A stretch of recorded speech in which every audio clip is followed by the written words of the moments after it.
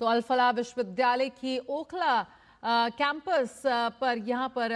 छापेमारी की जा रही है। नई दिल्ली के ओखला से संवाददाता अंकित मिश्रा इस वक्त हमारे साथ जुड़ रहे हैं। हर रोज नए खुलासे यहाँ पर हो रहे हैं दिल्ली आतंकी हमले को लेकर, दिल्ली आतंकी ब्लास्ट को लेकर। यहाँ पर अंकित, इस वक्त क्या कुछ अपडेट मिल रहा है? जिस तरह से एनआईए अपनी जांच का दायरा लगातार बढ़ा रही है इस दिल्ली ब्लास्ट मामले में, इस वक्त क्या कुछ खबर है? देखिए, साफ तौर पर जया, जो कि ईडी का यहाँ पर एक बड़ा जो शिकंजा है वो कसता हुआ नजर आ रहा है। लगातार 25 ठिकानों पर दिल्ली एनसीआर समेत ये कार्रवाई हो रही है। इसमें अल फलाह यूनिवर्सिटी के जो ट्रस्टी हैं, जो एंटिटीज हैं, जो उससे जुड़े हुए लोग हैं, उनके ठिकानों पर ये छापेमारी चल रही है। और ओखला में भी मेरे पीछे जो आप तस्वीरों में देख भी पा रहे हैं, एक बार जरा मैं कैमरा पर्सन से कहूंगा के बाद दिखा देते तस्वीरें हम आपको दिखाते हैं, क्योंकि यहीं पर ईडी की कार्रवाई लगातार चल रही है। ईडी की टीमें अभी भी अंदर मौजूद हैं, जो लगातार अंदर जो कागजात हैं वो खंगाल रही हैं, जो डॉक्यूमेंट्स है वो खंगाले जा रहे हैं। क्योंकि ये कहा जा रहा है कि केवाईसी तक जो लिंक नहीं था, यहाँ पर कई लोगों को सैलरी, जो सोर्सेज बता रहे हैं, वो सैलरी जो बांटने का तरीका था वो कैश में दी जा रही थी। यानी जो ईडी जब भी कार्रवाई करती है जो है, तो वो इसी लिहाज पर करती है कि मनी ट्रेल को, मनी लॉन्ड्रिंग को पकड़ने की कोशिश होती है। यानी जो डॉक्यूमेंट्स हैं, जो कागजात हैं, वो यहाँ पर कितने मजबूत हैं उसी को खंगाला जा रहा है। और ईडी की टीमें अंदर लगातार जमी हुई हैं और एक एक करके वो तमाम जो डॉक्यूमेंट्स हैं उनको जब्त भी किया जा रहा है और बारीकी से उन पर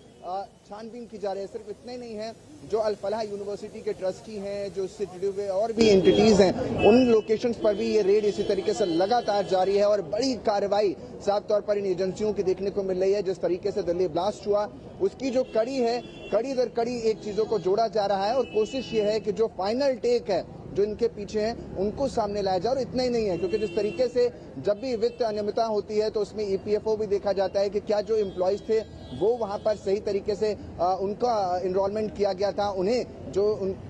सैलरी यानी रेम्यूनरेशन दी जा रही थी वो किस बिहाफ पर दी जा रही थी। तो यानी वो सारी चीजें यहाँ पर खंगाली जा रही है। मनी लॉन्ड्रिंग तो नहीं हो रही थी, पैसे जो आ रहे हैं और पैसे जो जा रहे हैं, यानी आय और व्यय दोनों पर क्या कुछ स्थिति है उसको ईडी देख रही है। और साथ ही साथ ये भी कोशिश की जा रही है कि जो यहाँ से निकलेगा वो कितनी बड़ी निकल करके सामने आता है, क्योंकि 25 लोकेशन एक साथ निशाने पर हैं। तो यानी सोचिए जरा कि रडार सिस्टम पर इस समय 25 ऐसी लोकेशन है जहां पर लगातार अल फलाह यूनिवर्सिटी और इससे जुड़े हुए तमाम लोगों पर यह कार्रवाई हो रही है। और आगे भी आने वाले समय में ये मानकर चला जा रहा है कि इससे बड़ी कार्रवाई देखने को मिलेगा, क्योंकि साफ तौर पर ये एजेंसियों को सख्त निर्देश है कि बारीकी से जांच की जाए और हर उस ट्रेल तक पहुंचा जाए जो लगातार यहाँ पर, या यूं कहें देश में किसी भी तरीके की गतिविधियों में संलिप्त है, जो किसी भी तरीके से किसी भी व्यक्ति को हानि पहुंचाने की सोच रखता है। जया, बिल्कुल। और बिल्कुल अंकित, यहाँ पर अल फलाह यूनिवर्सिटी एक तरह का एपिसेंटर बनकर उभर रहा है। जिस तरह से लगातार जो तमाम तार हैं वो अल फलाह यूनिवर्सिटी की ओर संकेत करते हुए नजर आते हैं।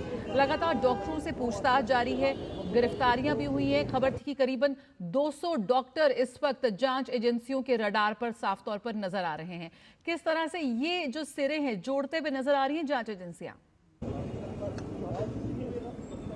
देखिए, साफ तौर पर क्योंकि जो भी इससे जुड़े हुए इस समय जो कहें तो पुलिस की गिरफ्त में हैं, या यूं कहें जिन पर पुलिस लगातार कोशिश कर रही है आगे पहुंचने की, कॉप्स जो कोशिश कर रहा है आगे पहुंचने की, वही एक ट्रेल को निकालने की, क्योंकि कई लोगों को हिरासत में भी इसमें लिया गया था, पूछताछ भी हो रही है। और कोशिश ये है कि जो एक फाइनल टेक है वहां तक पहुंचे, क्योंकि जिस तरीके का ये ब्लास्ट रहा उसके बाद से उस ब्लास्ट को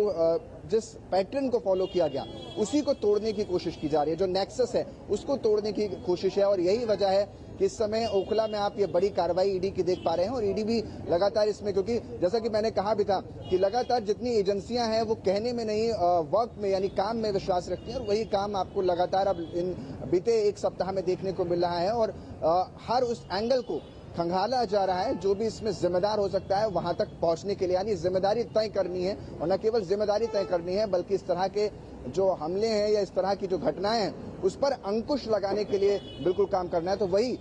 यहां से लगातार कोशिश की जा रही है और ईडी की टीम इसीलिए लगातार अंदर भी मौजूद है और ऐसी अलग अलग 24 अलग लोकेशंस पर भी इस समय ईडी की टीम कार्रवाई कर रही है। बिल्कुल बिल्कुल अंकित, यहाँ पर आतंक विरोधी एजेंसियां सिर्फ दिल्ली फरीदाबाद नहीं बल्कि देश के कई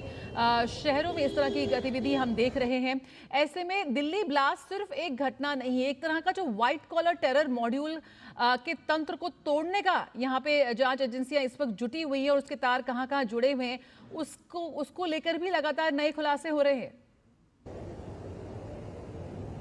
देखिए, साफ तौर पर क्योंकि आतंकियों के माइंडसेट को पकड़ना, या यूँ कहूँ आतंकी ना भी कहूँ, मैं क्रिमिनल कहूँ, तो क्रिमिनल के माइंडसेट को पकड़ना जो है वो एक बड़ी एक चुनौती हो जाता है, क्योंकि आप आसानी से किसी भी व्यक्ति को ऐसे ट्रेस नहीं कर सकते। और इस समय जो जिस तरीके के लोग इन घटनाओं में संलिप्त हैं, वो एक बड़ी, एक बार जरा इधर भी दिखाइए, जरा एक बार कैमरे को इस तरह भी घुमाइए, क्योंकि देखिए जिस तरीके से लोग जो हैं अंदर से लगातार अधिकारी भी जो हैं वो भी निकल कर बाहर आ रहे हैं, क्योंकि सुबह से यहाँ पर रेड चल रही है, तो वो भी यहाँ देखने को मिल रहा है। और इन सब के बीच, जैसे कि मैं बता भी रहा था, क्योंकि किसी भी क्रिमिनल माइंडसेट के व्यक्ति को पकड़ना जो है वो बड़ा मुश्किल हो जाता है, क्योंकि जिस तरीके से और हाईली ट्रेन्ड है,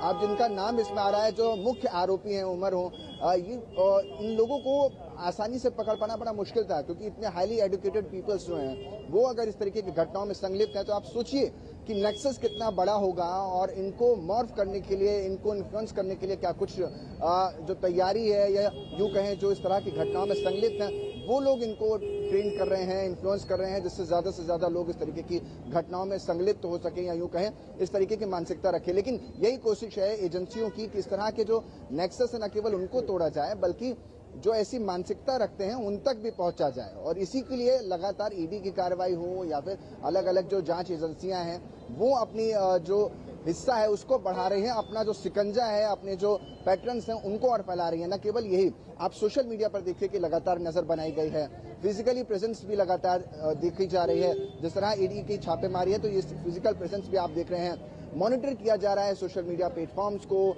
हर तरह के जो पोस्ट हैं इससे रिलेटेड उनको भी देखा जा रहा है। यानी बड़े स्तर पर कार्रवाई की तैयारी है, और ये जो चीजें निकल कर सामने आ रही हैं उसी के अकॉर्डिंगली आगे बढ़ा जा रहा है इस मामले में। बिल्कुल, बहुत बहुत शुक्रिया फिलहाल इस जानकारी के साथ जुड़ने के लिए अंकित, हमारे संवाददाता जो लगातार बता रहे हैं कि लाल किला ब्लास्ट केस में जिस तरह से अल फलाह यूनिवर्सिटी पर